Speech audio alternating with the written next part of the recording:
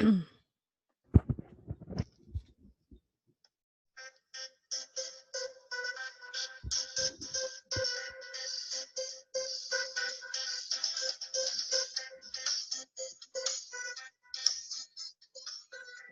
is Awakened Path Radio, giving you the tools to guide you on your spiritual or metaphysical journey. I'm your host, Dr. Candace Nadine Green.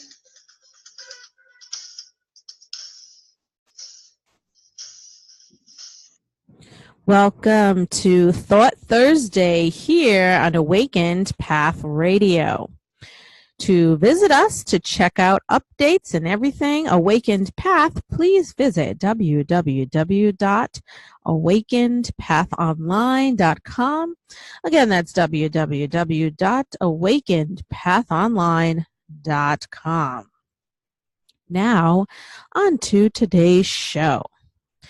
Today we have with us Linda Seger, who is the author of 15 books with several editions, including 4 on spirituality. Linda has spoken in 33 countries on spirituality and theology.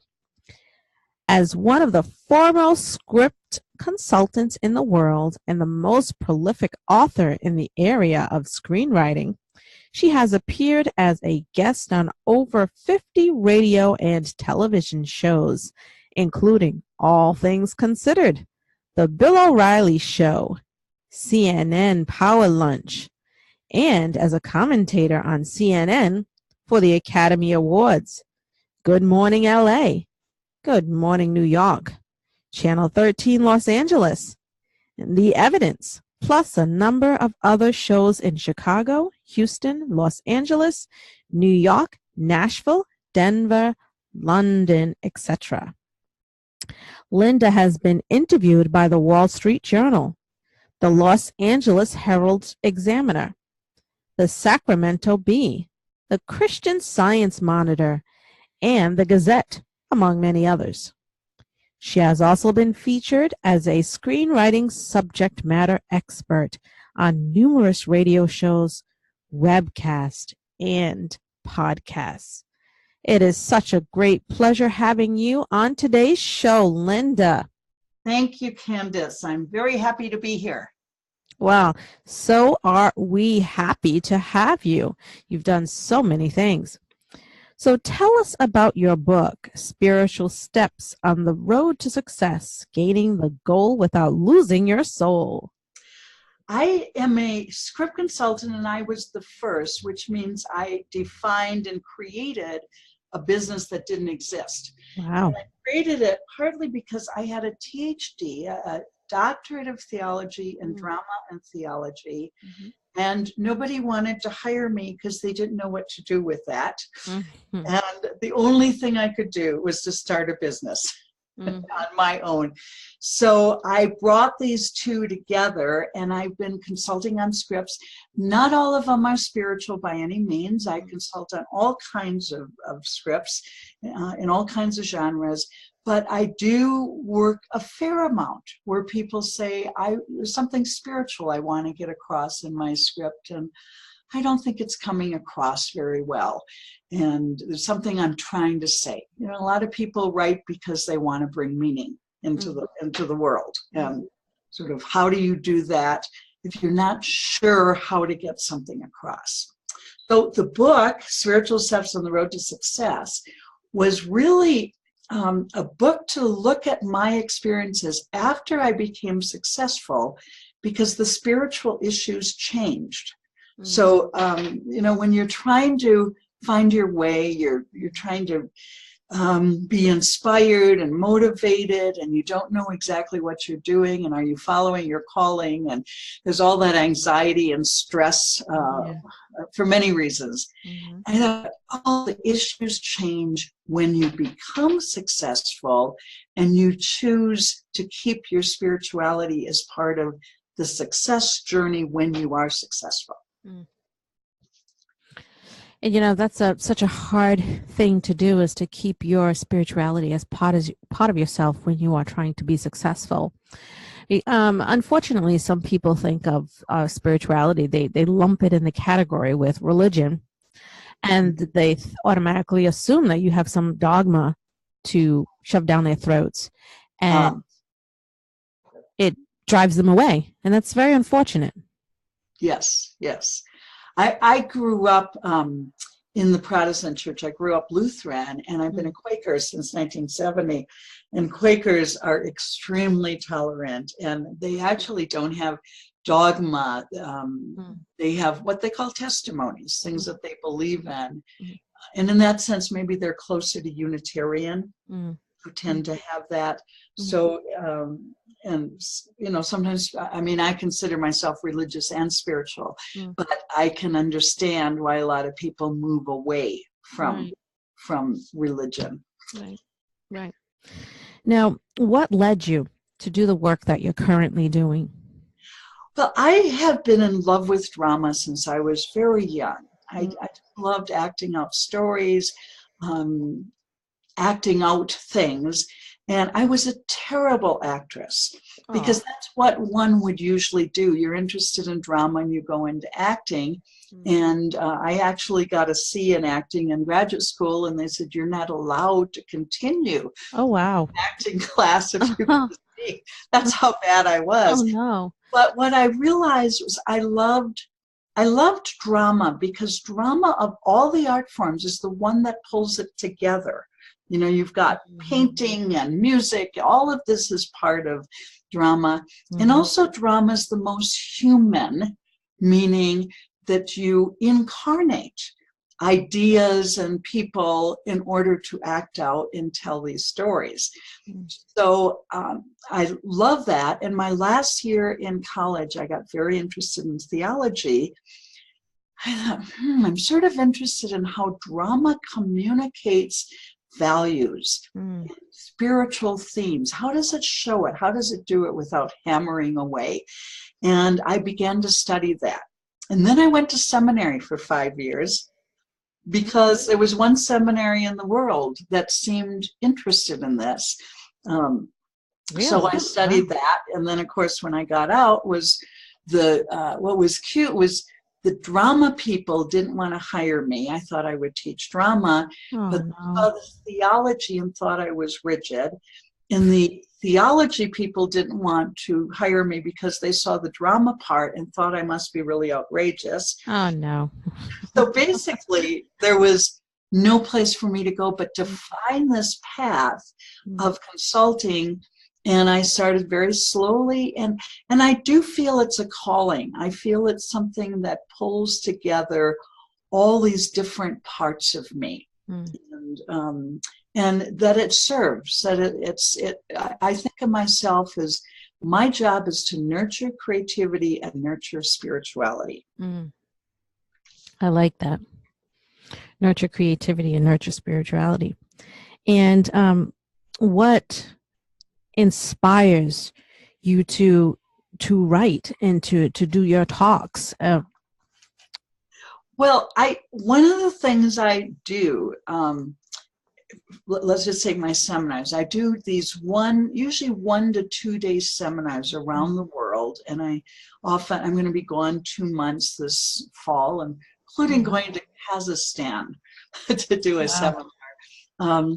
And one of the things I think is true, whether consulting, whatever you do, you never float on your laurels. You never just say, I'll wing it. You always say, everything that comes my way is a gift and a blessing, and I need to be true and responsible. Somebody sat down and wrote 100 pages of a script, and whether it's not a good one or terrific, they poured their heart and soul and their time, and they are hoping that baby, comes to life. So I take that very seriously. And it's the same thing with seminars. I've done some seminars 50 or 100 times. And before I do a seminar, I do a little prayer. And I just say, God, people have come here. They're spending their money. They're spending their time. They really want something. Keep me really in tune. And there's a thing about a seminar of some people might say you have to be on or you have to be in the zone. It's a relationship. And I one time started to give a seminar. I said, boy, am I off. And so I just kept speaking and I'm praying at the same time. I said, God, just get me on because this is really terrible. And it wasn't that the information was terrible. It was that I was not connecting, not because of their fault. I just had not, somehow my preparation had not been serious enough. And I said, oh yeah, and you didn't pray before the seminar. Remember, you always pray before a seminar. You center. Right. And you say, I'm here to make this fresh and new for all these people. So actually, I loved what you said in your website about you give love, and you give joy. Say, if it's not joyful, you don't need to do it, especially when it comes to writing. That's true. It's true. I mean, why do something if your heart's not in it? I mean, that's why a lot of people are stuck in jobs and are miserable because they're like, oh, well, I have to pay the bills, so I'm going to work this job that I hate. Yes. And it's too bad. Yeah. And you know what's interesting, Candace, about that is that every job you can think of, there is somebody that is doing well in it, and there's some people who are not. Right. So they say, well, I had to become a lawyer to make money. I know lawyers who are not making money. Oh, yes. You as well go with what you love and your bliss. But it is also difficult. Sometimes we call it the leap of faith. Feel called to do something. And in Spiritual Steps on the Road to Success, I talk about that leap of faith. And I also talk about you don't do things alone. You get a team around you, find people to help. You have to be vulnerable enough to say, I need other people to help me with this program of expertise, maybe in areas that I don't. And also a group that will keep you encouraged and give you positive reinforcement. I mean, we need that because there are so many naysayers out there who will tear you down in a heartbeat. Yes, and I always say stay away from those. You don't need those people in your life. And when I looked for people to help me, so I've had a career consultant and media consultant. I have more consultants and more team people than you can imagine. I said they have to be very good at their job and they have to be supportive and positive. Right. But I also have to keep having that strength and courage to keep down a path and look for signals that say, no, your path is not to the left, your path is to the right. And also I think to see the path to keep the ego out of there. It's so easy to say, oh, I am so good. I am the best in the world. Oh my. And then it's not about that. No. It's about what you give and what you offer and always being true to that, to the fullest extent you're able to be true to that. Right. Now, what are your seminars like? What can people expect to attend your seminars? Well, I do a lot of different subjects that relate to drama, screenwriting, storytelling. So there might be a section on dialogue or on structure or on creating the character or on what's the idea you're trying to get across. How do you communicate ideas and what images do you use? So I have lots of these different ones. And then at times I do speeches on like my Spiritual Steps Road to Success book or some of the spiritual books or ideas. And sometimes I'll do them in churches or I did one in London in Piccadilly Square at a very historic church. And the one problem is I made the mistake of doing it the day after I arrived and I was somewhat jet lagged. Never do that again because you're not as much with the program as the subject matter deserves. So I think it went okay, but it was not my finest hour.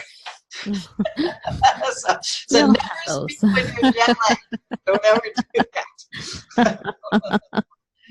But so sometimes people ask me for not only on one of these book subjects, spiritual books, but sometimes they will actually do a half day or a whole day seminar, like on spiritual steps on the road to success, and say, can we spend a day talking? You know, it's more Q&A and discussion, and might even be a little more of a workshop if we do a day on that. Now, what is the typical person like who comes to you for help? What are they, I don't want to use the word lacking, but what are they in need of when they come to you? How do you help them? Well, they come to me with a script, and they usually say either it's not selling and I don't know why, or there's a problem and I don't know what it is. There's something I just don't feel is quite there yet. And so I identify what those areas are that are the issues they need to address when they rewrite. And I also sometimes question, what is it about this material that attracts them?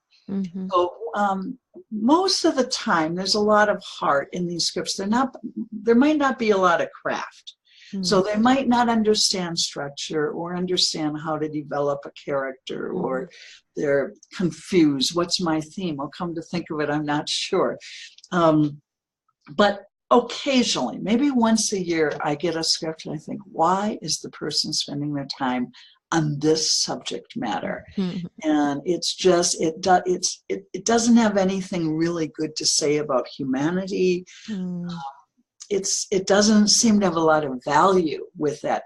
And I do confront, I just say, you got to think about this, because you're going to spend at least another year dealing with this. Is this where you want to live?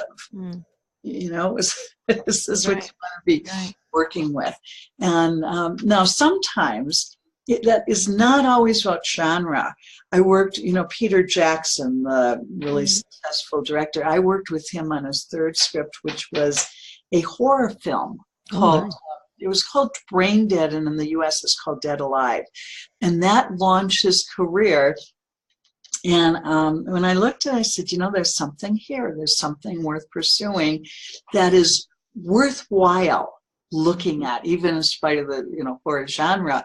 And that changed the whole script, and it got funded, and it started to do well all over the world, and it really launched his career. So I don't have a thing about genre. I don't care what genre it is. I want to see something worthwhile, worth exploring going on in the story.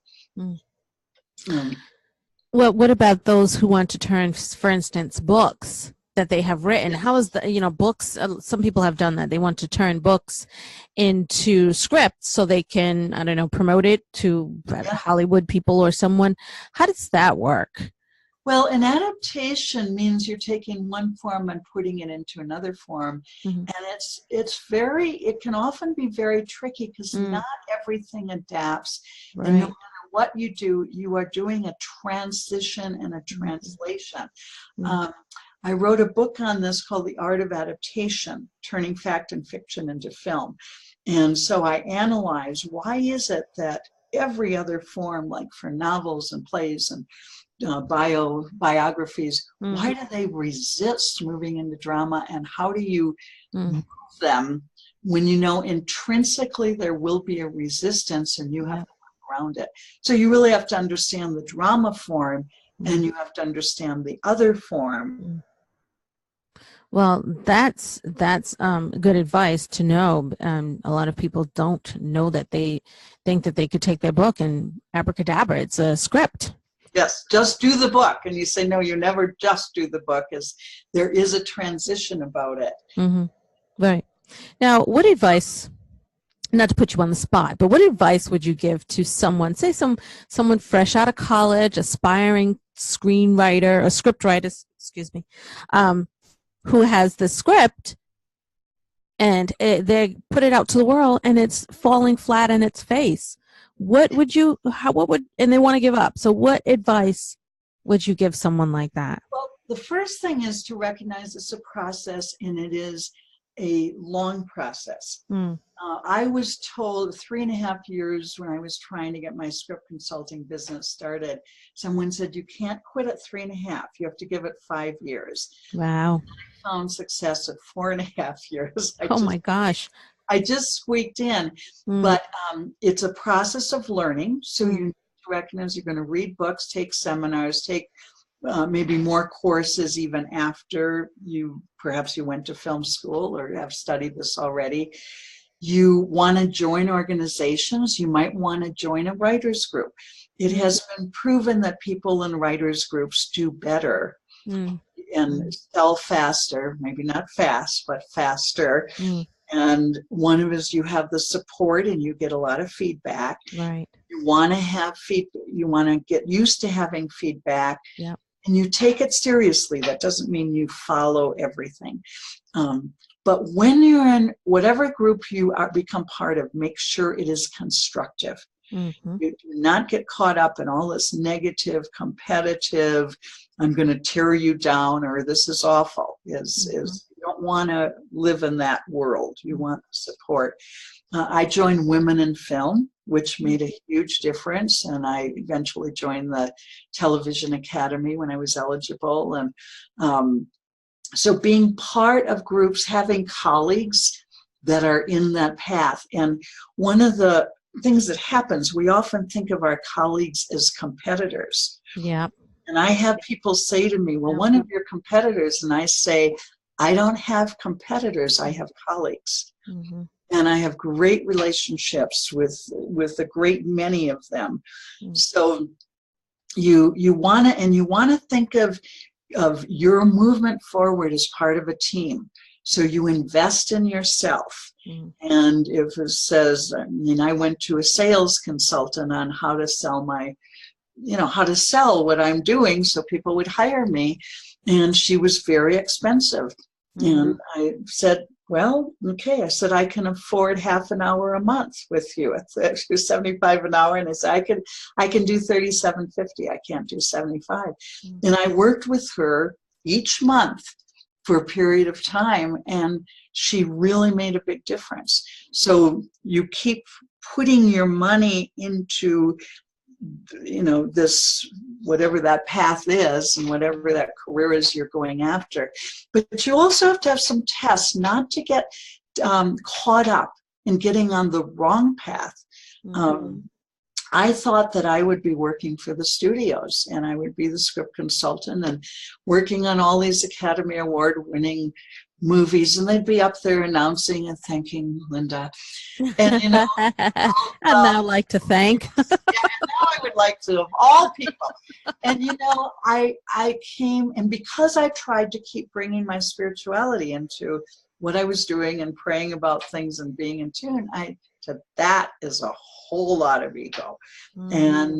And at one point, how we get messages, there's many ways to get messages from the Holy Spirit, but at one point I felt like I got this message that said, you will never be allowed to not work with new writers.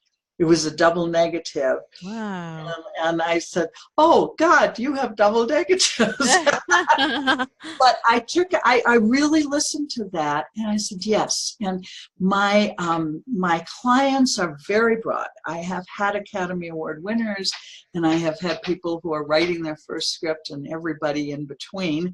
And I love that, but I think I got into that ego. And I had to say, you know what? I'm here to help those new writers.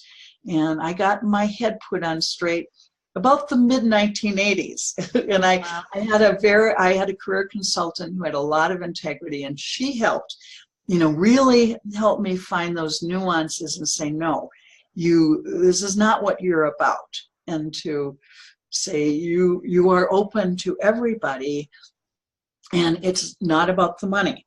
And that was something too, is if you've been poor and struggling and you start doing well, and you say, oh, that's so cool. I got another client. I'm going to get some more money.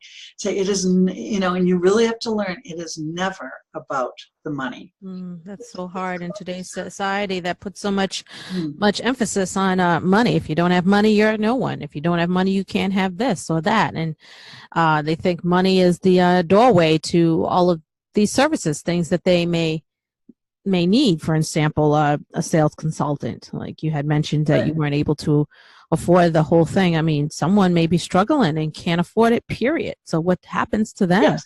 And one of the things, and people could see on my website, that I actually have one of my services for one page. If somebody says, I can't afford much, it's $60 a page, and people write a synopsis of their story, and they get a lot of information back.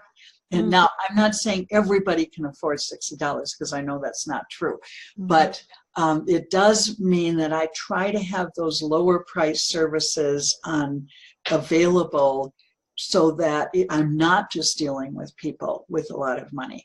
But I also know sometimes what happens is that people don't think about investing in themselves.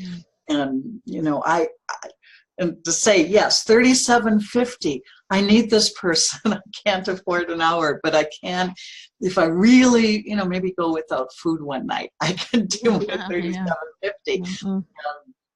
So you don't stop to just think it's going to happen. It's going to happen for many, many different reasons, and be prepared that the path might change along the way. I didn't expect to be a script consultant. It kind of began to open up, and I said, I'm going to just keep stepping on this path till it closed, and it didn't close. It kept opening up and made turns along the way, and I had an awful lot to learn. But I have so much. I mean, I've been doing this since 1981. I get tremendous joy out of my work, and I think that's important too, is to find that place you get joy, and you keep feeding the joy. You never just say, oh, I'm just doing this and I know how to do this well. Say, no, every script, I got to get excited about this script. That's right.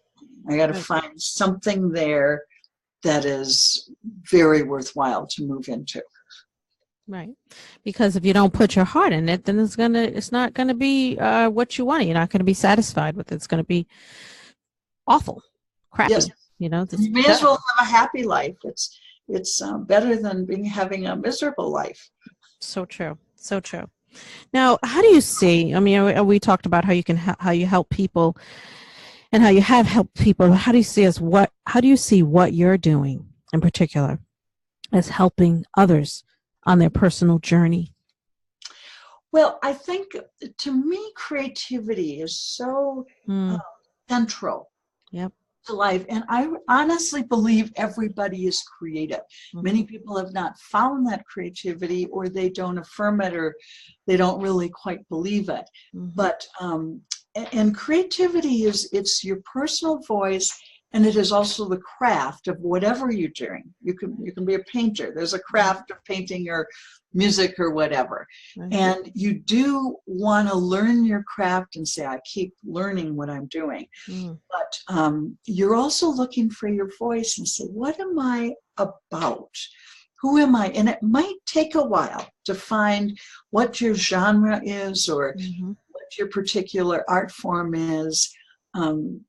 So you're always sort of experimenting. And I've gotten back into music, and one of the things that's been interesting to me, a metaphor for finding your voice, I have a very low voice, and most of the great singers are sopranos. And I've been getting some really neat feedback of people saying, it's really nice to hear a different kind of voice. It's sort of an earthier voice. So I'm pursuing that, and at times I get discouraged because, my gosh, you know what a great singer sounds like.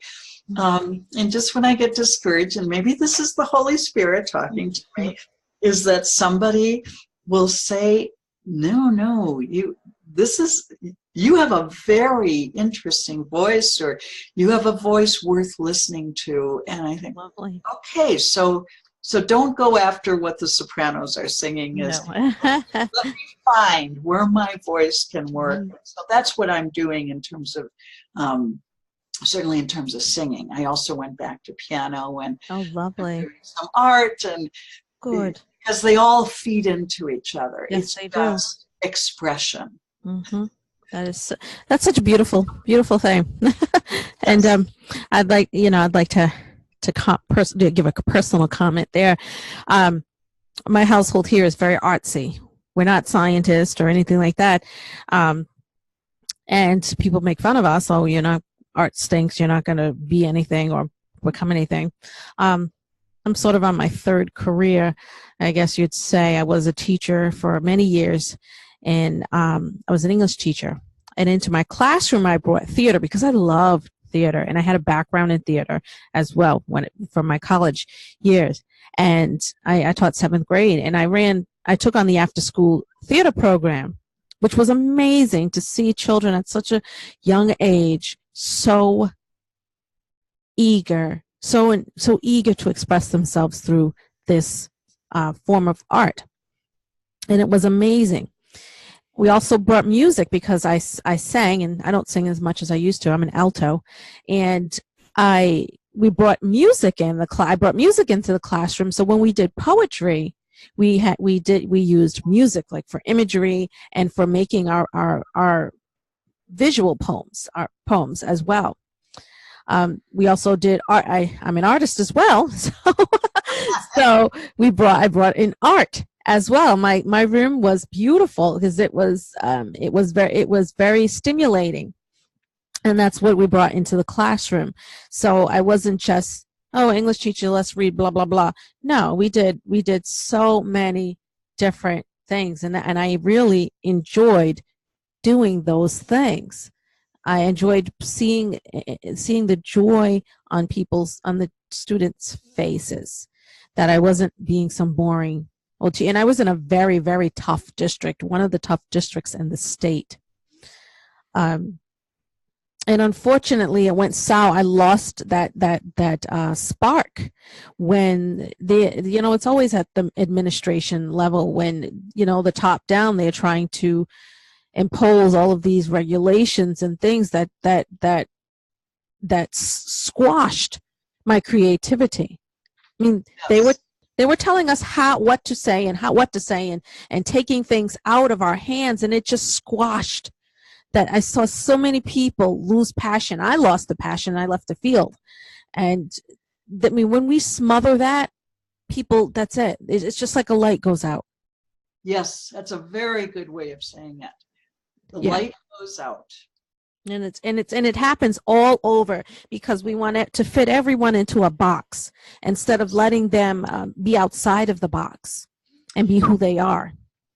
And we miss out on so much then, and we criticize those who are outside the box, who are themselves. We try to stuff them into a box, back in that box, get back in there, and that's just hurting all of us, because that person has so much beauty to bring to us, to show us, to teach us. I mean, doing these radio shows, I've met so many beautiful people who have, brought so much beauty to my listeners and to me as well. And that's one reason why I love doing this show, because we're bringing people like yourself and other people to the world to show that there's more beauty out there. Get out of the box. And hopefully inspiring. Yes. Inspiring and motivating. Right. And what you're talking about in educational terms, the convergent thinking is how we're taught, as we get the right answer. And divergent thinking means that you are diverging from the usual. And it takes a lot of courage to do that. And it helps if you have if you have great teachers and parents who have been encouraging and help you kind of plot your way through these brambles of education. But if you don't have that, you know, where's the teacher? Or in my one of my cases was also finding, where do I find these people, even if I have to hire them? Mm-hmm. And I was fortunate. One of the great influences in my life was a career consultant in Los Angeles named Judith Clare. And she just got me through all those brambles and thorn bushes and navigating and, you know, figuring it out and figuring out how to ask for help with other people. We are not self-made people. Mm-hmm. We want to have good influences on us. And it is true. Probably most of us, maybe all of us, have had those negative forces that just get in your way, and you start listening to them and allowing them to make those decisions for your life. And say, just don't listen to them, and if possible, move away from them, and don't let them have power over you. Right. Well, we can definitely talk for hours, Yes. but we're unfortunately at the end of our show. So do you have any upcoming stuff, project publications, etc., that you want to share with our listening audience today? Well, one of my new books just came out last week. It's the 3rd edition, called The Collaborative Art of Filmmaking, From Script to Screen. And it's about what happens to the script as it travels through all the different artists, from actors and composers and editors and directors, etc. And then I just sold a proposal for a book on dialogue. So I'm working on that right now. Nice. Excuse me. Now, how might listeners find out? You okay? Sorry. Okay. How might listeners contact you, or to keep updated on all the wonderful things that you are doing, and probably get into some of your seminars? Yes. Well, my website is lindaseger.com. Think of Bob Seger, Seger. And it has books. It's about my consulting. It's about where my seminars are. So it has loads of information on there. You can then sign up for Facebook, and I have Facebook things going on quite often. And so goodies. Sort of a lot of, there's articles, there's information about the books. So just lindaseger.com, and just think of Bob Seger, and you'll probably find me.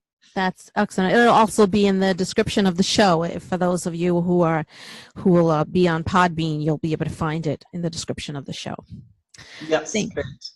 Thank you so much, Linda. It was a pleasure speaking with you, and continue to do the great work that you're doing.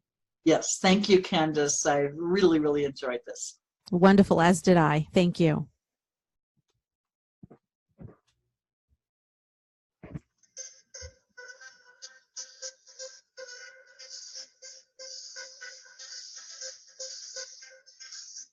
Thank you for joining us on Awakened Path Radio.